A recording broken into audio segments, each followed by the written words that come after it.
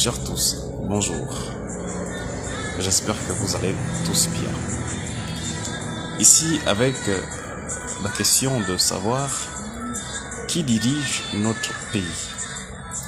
Qui dirige le Gabon depuis l'avènement du Séti au pouvoir le 30 août 2023. C'est quoi cette république d'humiliation? C'est quoi cette façon d'humilier les personnes à qui l'on confie des responsabilités importantes dans la haute administration gabonaise avec des accusations sans preuve de détournement de deniers publics comme ce fut le cas à la CNAM-GS? Est-ce à dire que l'on ne devrait plus accepter toute nomination du Séti?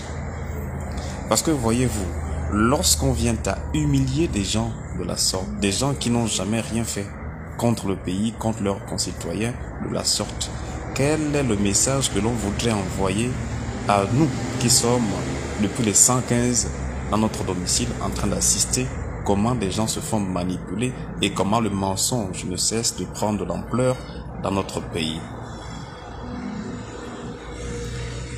Qui dirige véritablement notre pays? Qui est celui-là qui tire les ficelles? Quel est ce groupuscule de personnes aujourd'hui qui se permet tout et n'importe quoi, jouant ainsi avec l'intelligence des Gabonais dans leur ensemble? Qui dirige notre pays? Qui dirige le Gabon, notre pays? Qui dirige le Gabon, notre pays? Merci de m'aider à répondre à cette question.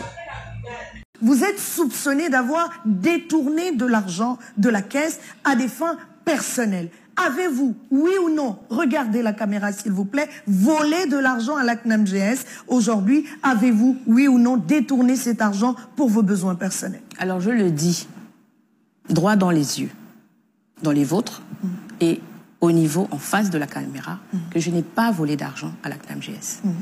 Ce n'est pas le rôle qui m'a été assigné.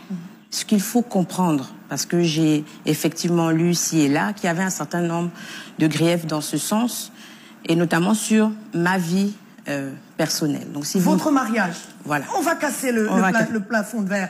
Et votre mariage aurait été financé par l'argent des assurés, des Gabonais économiquement faibles. Non, Madame Chambrier sortait de l'argent de la caisse pour aller en mission. Des missions organisées avec sa team. Vrai, faux, les Gabonais vous écoutent.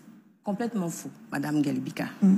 D'abord, je tiens quand même à souligner que, comme tout Gabonais, je viens d'une famille.